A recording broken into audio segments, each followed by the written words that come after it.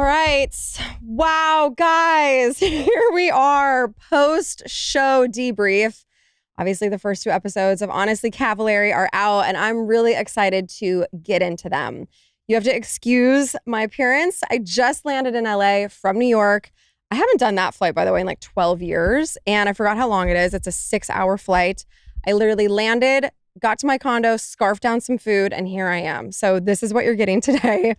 But I'm really excited to get into this. I love that I'm waiting to do this podcast until the two shows aired, and I've gotten a lot of feedback on the shows, so we can kind of get into what everyone is thinking and feeling as well.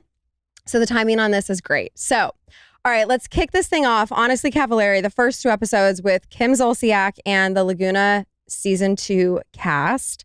So episode 1, I love episode 1 because it's the first time you get to see a glimpse into my world with my kids. Obviously, I've been on reality TV a long time, but you've never seen my family dynamic like this. And I will say, this show is the first show that I really feel like captures who I am as a person and me in my element. We've talked about it 1,000 times. Laguna Beach, the hills, those were very much manipulated, set up. Very Cavallari had a lot of real elements, but it was also, a lot of it was set up. And I've thought about maybe doing a few Very Cavallari rewatch episodes to kind of give you guys a good look at those episodes, because that, for me, that show is more of a hybrid of reality and kind of set up situational things. But there were very real elements in it. But again, because I didn't show my kids, that was the biggest part of my life, and you couldn't see that. And so I'm happy that now everyone has gotten to see my kids a little bit. And I stand by everything I've said, where I would never do a reality show just about my kids and I. This was a way to kind of dip their toe in, give you guys a glance, but then really have it be about, being on the road and the tour and everything else, instead of just about my kids. Because what I've said is I want my kids to remain kids, and I stand by that. It's not like all of a sudden they're going to be on the podcast every week. They're going to be on the show. Like, you've had a lot of them here in the last few weeks, and now I'm going to really pull it back because, again, I stand by what I said. Anyways, I do love that you get to see them. You get to see their personalities. I mean, my kids really were 100% themselves. Camden with the microphone comment, like him loving having a microphone on, was one of my favorite parts of the entire show, because I just knew Camden, out of all three of them, was going to absolutely love this experience. So when he said that, I was like, I knew it. I love it. And I think you guys probably saw on the podcast too, how he just comes to life in front of the camera, which is a little scary, not going to lie. Sailor also, though, when she was mimicking me with the monologue, I thought was really cute. Making bang bang chicken. If you guys have my cookbooks, this one, that recipe that I made for dinner, is in Truly Simple, my most recent cookbook. And that is a recipe that we make probably once a week, if not once every 2 weeks. That's one of my favorites and my kids' favorites. So if you guys have not tried the bang bang chicken, definitely try that recipe. I will say, so this show is as real as you can get when it comes to a reality show. The little things that maybe are not the most real or most natural was Justin doesn't ever actually really come over for dinner. Like, okay, that was show led, like Justin was over doing podcast prep and then he stays for dinner. Like, that stuff doesn't really happen. Justin and I actually don't see each other as much as people would think. We talk all day, every day, but we don't actually see each other that much. I would say maybe once every 2-3 weeks, and maybe sometimes it's not even that much. So that's the only thing that's maybe like not super normal for us. So then we're off to Atlanta. I was so nervous the entire day, even on the airplane, pulling up to the theater, just seeing it back. I could just feel all of my nerves. And God, I mean, honestly, this was one of the most nervous I've ever been. And leading up to the tour, I didn't drink for, I think, 2 months or something like that. And I wasn't planning on doing a tequila shot before I went out on stage, because I knew when I got on stage, I was going to do a tequila shot. Because every show, what I did was, in the first 5 minutes, I pulled 5 people up from the audience to take a shot with me to break the ice, because I did a whole spiel about how anytime in my whole career that I've been nervous, that's what I've done to alleviate the nerves, was take a shot of tequila. So I wasn't planning on doing one before I went out on stage, but I was so fucking nervous that I did do a shot. And I had a lot of friends with me. I hate that the show had to cut out all of my friends, because I had two of my really good friends from Tennessee with me, Casey and Jenny Lee, shout out, two of my best friends. And then my friend Charlene from LA, who you do get to see little glimpses of, but I mean, not a ton. I had a couple of my agents there, my publicists. Like I had a crew of people in Atlanta and they kind of cut all of that out. But I did take a shot with all my people. And so that was really fun to have my support system there with me. I also kind of love that this show will kind of like go back in time. So it's not linear, the timeline. Like they had us in Atlanta. I'm about to go out on stage. And then they cut back to me then dropping off the kids the day before at my ex's house to say goodbye to them for spring break. Here's an ad for all of my business owners or soon to be business owners. I want to talk to you guys about Shopify, which is the Uncommon James online business, as well as a ton of other businesses that you guys know and love. Obviously, starting your own business can be incredibly intimidating. It can also be very lonely, thanks to all of the hats that you suddenly have to learn and wear. It can all around just be plain scary, especially when you don't know what you don't know. And that's why I am so excited to talk to you guys about Shopify and why I love them so much, because I was lucky enough to know what Shopify was when I launched Uncommon James in 2017. They just make everything so incredibly easy. If you're ready to sell, you're ready for Shopify. Guys, I can't say enough. I've had Shopify for 8 years and Shopify has been able to grow and scale with Uncommon James. The app on my phone to this day is still my favorite app. I love checking it. I love seeing in real time where customers are shopping from online, the sales, what products are doing the best each day. It's just, for a business owner, it's the best app and platform. You also can turn your big business idea into with Shopify on your side. Sign up for your $1 per month trial and start selling today at shopify.com/Cavallari. Go to shopify.com/Cavallari, shopify.com/Cavallari. Okay, let's talk really quickly about ZipRecruiter. Summer's here and seasonal businesses are hiring everything from mule packers to drama camp leaders. This means that people with specific skills are in high demand and not easy to find. Whether you're hiring for one of these roles or any other role, how do you find top talent before the competition gets to them? That's easy. ZipRecruiter. And right now, you can try ZipRecruiter for free at ziprecruiter.com/honest. ZipRecruiter's powerful matching technology does a deep dive to identify top talent for your roles. So immediately after you post your job, ZipRecruiter's smart technology starts showing you qualified people for it. So it is really important for companies like ZipRecruiter to come in and help out.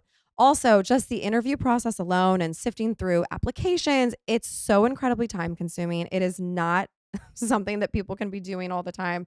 And that's why I've had to actually really lean on ZipRecruiter recently, because we are currently hiring. So gear up for summer with ZipRecruiter's high-speed hiring tools. See why 4 out of 5 employers who post on ZipRecruiter get a qualified candidate within the first day. Just go to this exclusive web address right now to try ZipRecruiter for free. That is ziprecruiter.com/honest. Again, that's ziprecruiter.com/honest. ZipRecruiter, the smartest way to hire. I'm excited to talk to you guys about this one, which is Everyday Dose. If you guys are like me, you take a ton of supplements. Well, supplement stacks are expensive and they can just honestly be hard to keep up with. So I have a solution for you. Everyday Dose is affordable and it covers all your bases in a cup of coffee. Yes, you heard that right. It takes 30 seconds to make and you get coffee plus a bunch of supplements with vitamins, minerals, and amino acids. I know it almost sounds like it's too good to be true. There's 2 products to highlight here, guys. There's Coffee Plus and Coffee Plus Bold. So Coffee Plus is a mild roast. It's light and smooth, low acidity, which is easy on sensitive stomachs and has, mellow energy. Then there's Coffee Plus Bold, which is a rich blend of medium roast, 100% Arabica coffee. It's robust and full-bodied, yet smooth, and it has that extra boost of energy. Both are 100% Arabica coffee, have functional benefits, and are mold-free. That's really important when it comes to coffee, guys. You want that mold-free coffee. Everyday Dose does third-party testing, which we absolutely love. And you can get 45% off your first subscription order of 30 servings of Coffee Plus or Bold Plus. You'll also receive a starter kit with over $100 in free gifts, including a rechargeable frother and gunmetal serving spoon by going to everydaydose.com/honest or entering honest at checkout. You'll also get free gifts throughout the year. Who doesn't love that? That's everydaydose.com/honest for 45% off your first order. This was weird, and I don't know why I didn't catch this in the edit, because I am an executive producer and I do make little notes on the show. But they said I was dropping my kids off, I think at like 5 a.m. It was actually 5 p.m., which whatever, that neither here nor there, that doesn't really matter. But I saw that. So I watched it live in real time, which I didn't think I was going to do, because by the time it aired, I had already seen it like probably 3 or 4 times. But I did. I was in New York. I had just done Watch What Happens Live. And I think I was kind of on this high with the show airing. And Justin was watching it live and everybody else. So I was like, all right, well, I'll just watch it live. So I caught that when I watched it live, which again, not a big deal. But I just noticed little things like that because I'm so particular. I want everything to be exactly how it happened. So just kind of a funny call out. Okay. And then, I will say, Justin being there, in addition to all of my other friends, but Justin being there in particular was so important for me, because you guys can see it in Atlanta right before I go out on stage. He's right there with me and he's hyping me up and he's getting me excited. I can't imagine if he wasn't there. Like, what would that moment right before I went on stage look like? I would probably be really quiet and in my head. And I know just having him there and feeding off of his energy is so beneficial for me. It helps me so much in moments like that. So shout out, Justin. I love you so freaking much. And having him there on every step of the way was huge for me. The audience in Atlanta was fucking awesome. I could not have asked for a better audience to walk out to. The energy was so great. They immediately put me at ease. And I was really happy that I did this whole like shot bit, because it really did put me at ease and help break the ice, instead of me just coming out and immediately going into like a 10-15 minute monologue. I was able to kind of like just get comfortable on stage in front of 1,000 people, take a little shot, and then get into it. So I'm really happy that I decided to do that. And by the way, side note, we just did an influencer event for Uncommon James and Uncommon Beauty in Nashville. And last minute, my team was like, can you say a few words?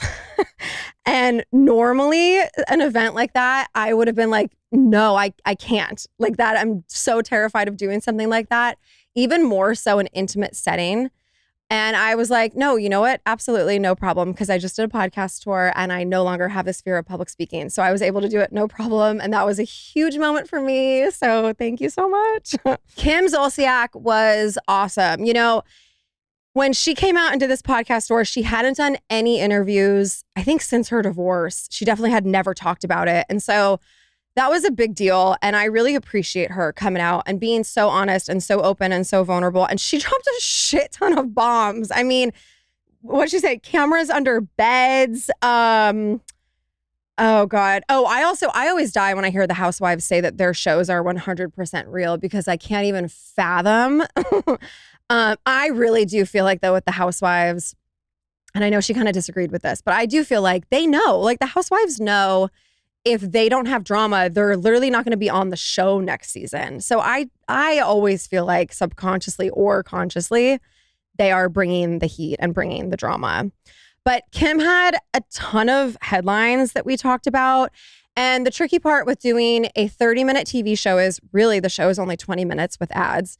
And so these interviews were anywhere from 30 minutes to, I think, an hour and maybe 10 minutes or something. And obviously that has to be cut down to just a couple minutes to be on the show. So I'm excited for everyone to hear the full live podcast show as well, which is actually going to come out 2 days later. So the bonus episodes of the live podcast shows are going to come out on every Thursday for the next 6 weeks now. So Kim's will be this Thursday, so in 2 days. So definitely check that out as well, because then you can really hear the whole interview. And she said so much, and I just absolutely adore Kim, and I love her so much. There was a moment in the first episode where I talk about why headlines get to me so much, and I say that it's probably from my Laguna Beach trauma, and why authenticity is so important to me, and why the slightest thing that's off just really irks me, which is actually kind of what I just said with like the AM PM thing. Like that probably shouldn't get to me,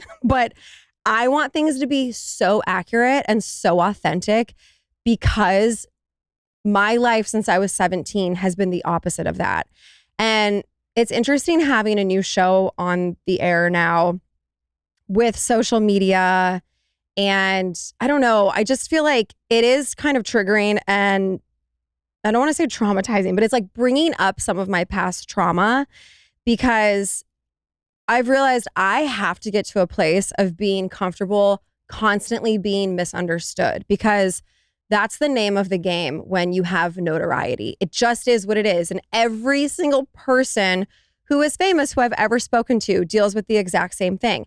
No matter what you do or say, not everyone will understand what you meant or what you mean when you say anything at all. People always see other people or hear other people through their own lens, meaning what someone has been through in their whole life, their trauma, their insecurities, their triggers, that all plays a role in how someone perceives you. And that's why no one's opinion of anyone has anything to do with that person, meaning people's opinions of me actually have nothing to do with me. That's about them and where they're at in their life, and forever, for whatever reason, if I'm triggering them or why whatever I said they're mad about because of some past trauma that they have or whatever it is. Because if you're rooted in who you are, if you're comfortable in who you are, if you love your life, you love yourself, you can let stuff like that kind of roll off your back. If there's something that even maybe you don't agree with, you're like, whatever. Like you understand that that person's on a different journey and maybe you don't fully understand what they just said. Anyways, all this to say is being on Laguna Beach, feeling like I had zero control over my voice, being on the hills, living out this whole public world in the tabloids, and I never had social media where I could say anything. I always felt like no one ever understood me, and I still do feel like that. I mean, I think this show is a great snapshot into who I am in my life, but I've been reading comments, which I don't normally do, and I don't know why I am. And today on the plane, I was like, we're not doing this anymore. But I will never convince everyone of everything. And it just is what it is. But that's why I want everything to be so authentic, because then if you hate me for me, I don't care. It's when you don't understand what I'm trying to say that gets me all up in arms. I feel like I just rambled a lot, but hopefully that makes sense. Anyways, there was a clip and it's kind of what I'm saying, but there's a clip where I say I value transparency and honesty. And then it goes into, I'm just trying to teach my kids to be good people. That soundbite made zero sense to me.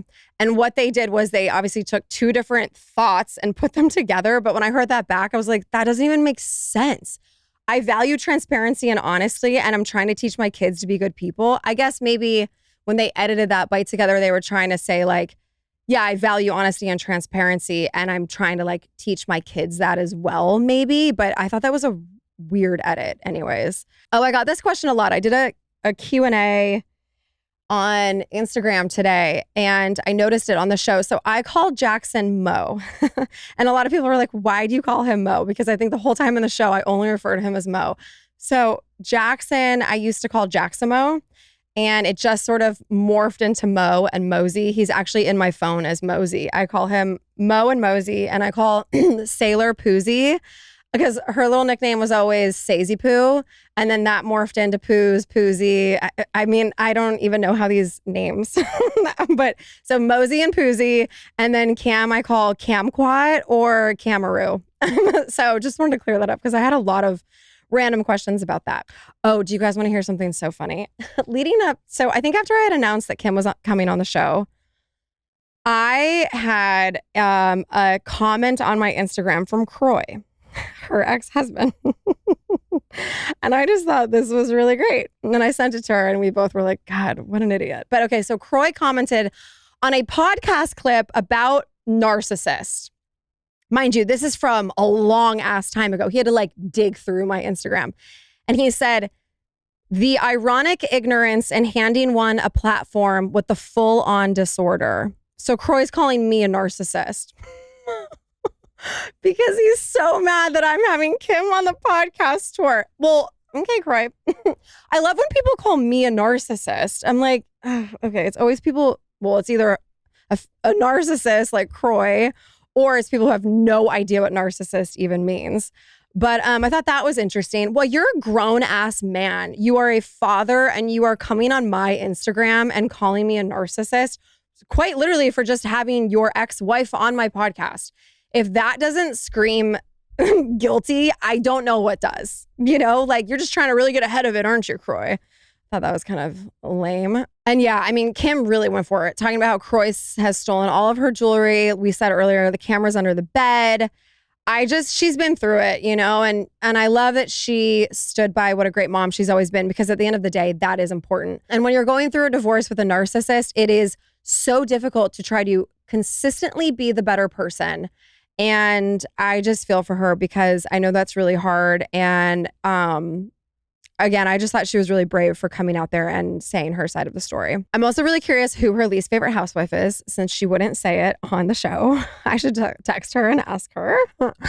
And then I got a lot of shit. So I just did all these interviews and I got asked about Lo in every freaking interview because I said on the show, well, during the drinking game, I didn't pick who I would rather be in jail with, Lauren or Lo. But in the meet and greet, I told someone I hate Lo more.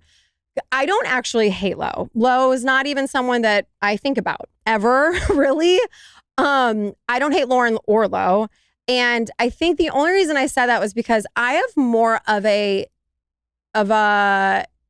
toxic, I guess, past with Lo, only because of the Hills Birkin bag drama that we've talked about. I'm not going to get into it again, but if you know, you know. And I just thought that was really shitty and really below the belt, and speaks to her character. So that's why I said what I said about Lo, but I don't actually hate her. I don't actually care about her at all. And I'm not saying that in a bitchy, mean way. I'm just saying, like, she's not someone who I think about unless I'm asked about her in an interview or something like that. Here's a new brand I'm excited to talk to you guys about, and that is Simply Pop. Simply has launched a new prebiotic soda, Simply Pop, the new juicy soda. There are 5 flavors: pineapple mango, lime, strawberry, citrus punch, and fruit punch. They are made with real fruit juice, and Simply Pop supports gut health with 6 grams of prebiotic fiber.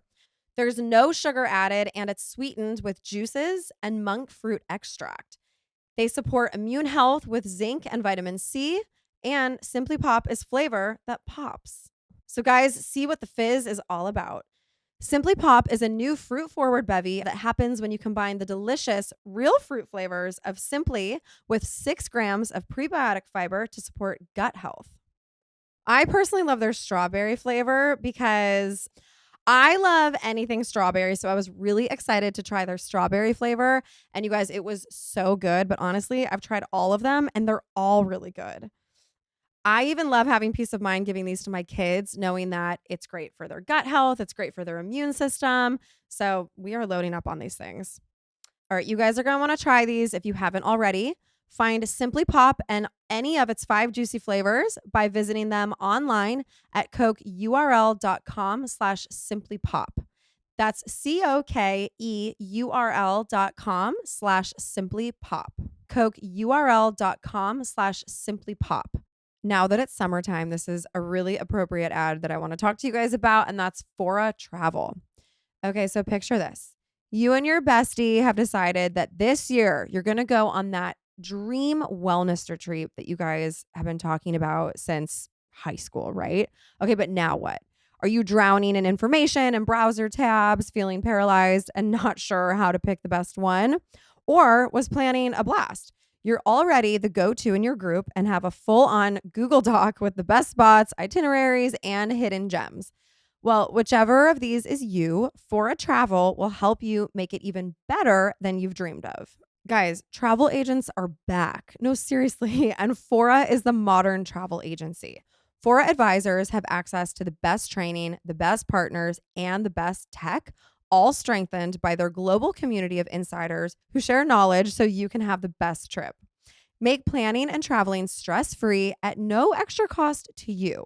Your Fora advisor cuts through the noise of comparing hotels, finding the perfect dinner res, and the nitty-gritty that goes along with it. They have all of your confirmation numbers handy, your room preferences squared away, and are the one to make sure that you get picked up at the right airport terminal, even, yes, when your flight is 4 hours late. So whether you're looking to plan a trip or build a business planning trips, visit foratravel.com/honest and let them know that you came from Honest to learn what it means to travel upgraded. That's FORA travel.com/honest and let them know that you came from Honest, because great travel doesn't just happen, it's planned. You guys know I love this brand, and that is Armra. In a world that's constantly changing, your health should not be up for debate. From the latest wellness trends to the chaos of modern culture, we're always questioning what's real and what's just noise. But one thing is for certain, your body wasn't designed for the nonstop stress, processed foods, and environmental toxins of today's world. Armra colostrum is nature's original superfood, packed with over 400 bioactive nutrients that fortify gut health, strengthen immunity, revitalize hair growth, and fuel performance at the cellular level. Because no matter where you stand on the latest hot topic, feeling your best is just never up for discussion. You guys know that I love colostrum, and for all of the reasons I just said, I've really noticed, I swear, a difference in my hair. I've noticed a difference in my skin, my nails, my gut health. I really feel like it sort of ignites your metabolism as well. It's also really great, you guys, for fueling performance and recovery. I also put it in smoothies for my kids too, just because it is so good for your gut. I cannot say enough good stuff about colostrum. And I'm very excited to tell you guys, because I've worked out a special offer for my audience. Receive 15% off your first order. Go to tryarmra.com/honest or enter honest to get 15% off your first order. That's TRYARMRA.com/honest. Okay, so then we get into episode 2. And we're off to Chicago for 2 shows back to back, which I will never do again if I do another podcast tour. This was probably the worst part of the whole tour. Doing 2 shows back to back was extremely aggressive. And, you know, especially with a cast of 6 as the first, because that alone, you know, it's going to be long because there are 6 people out there, and that just lends itself to being a longer podcast naturally. So that was really dumb on my part. So it was Laguna and then Harry. And I say in the show, the second episode was supposed to be repeat players. You guys see on here that Mark was supposed to come out. So Mark was initially, floated as a guest. And when we were coming up with themes for each show, and we knew Harry was coming, at this point, I had known that Johnny was going to come up, my 8th grade boyfriend, who you guys will see on tomorrow night's episode. And so I thought Mark could fit in well to that. And I was going to call it repeat players, which I still did call it repeat players. But Mark was locked in, and everything that you guys saw on the show was in real time. So when I'm calling Talon and telling Talon that Mark pulled out because of his DM, that was in real time. Like, that all really happened. The show was on a Saturday.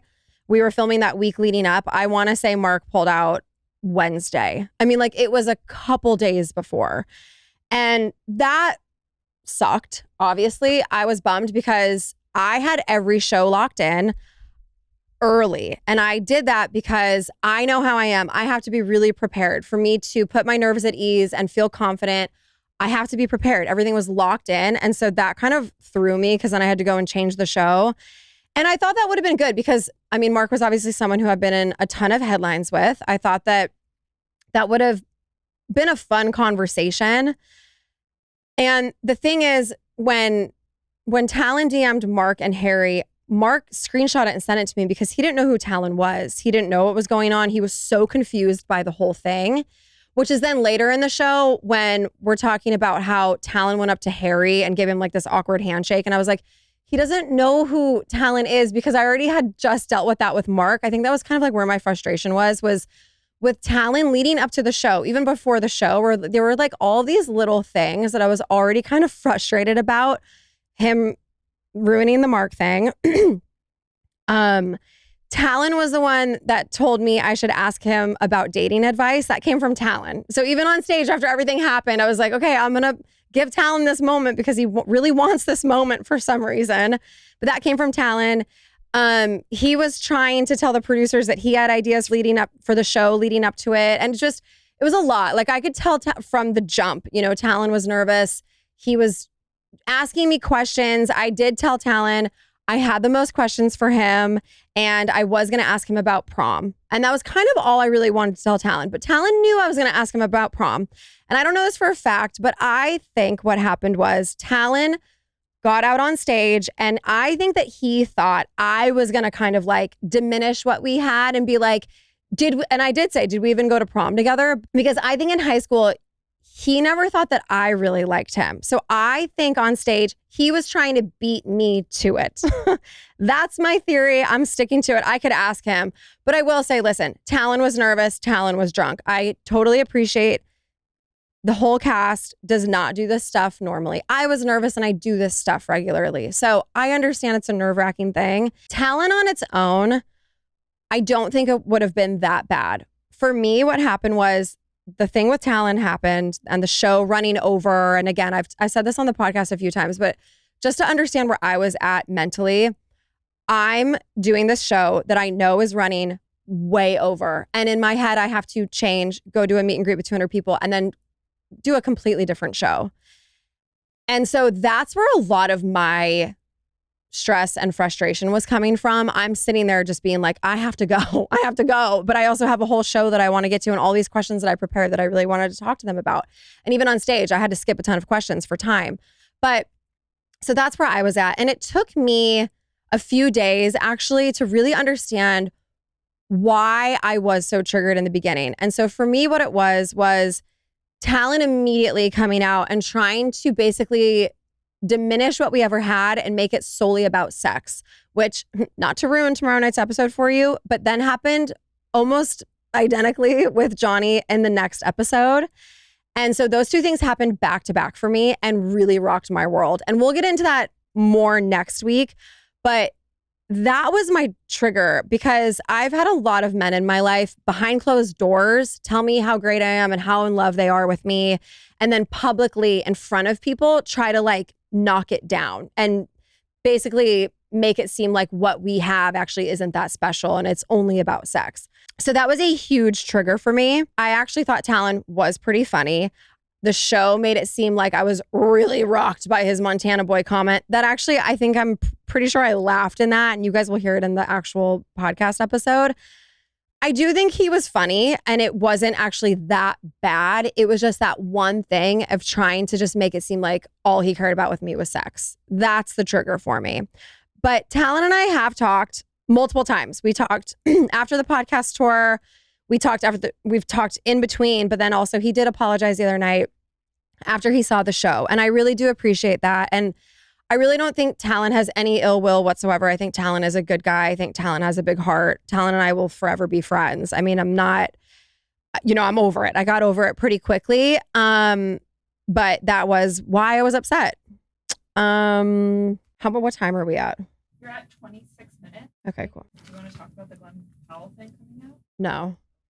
I mean, no. Yeah, no. It's already been way too much.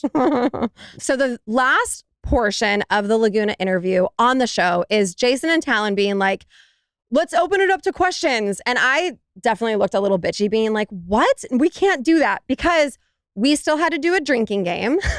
And the show had run over like an hour or something crazy. And the whole time I'm literally sitting there going, I have to get to another show, you guys.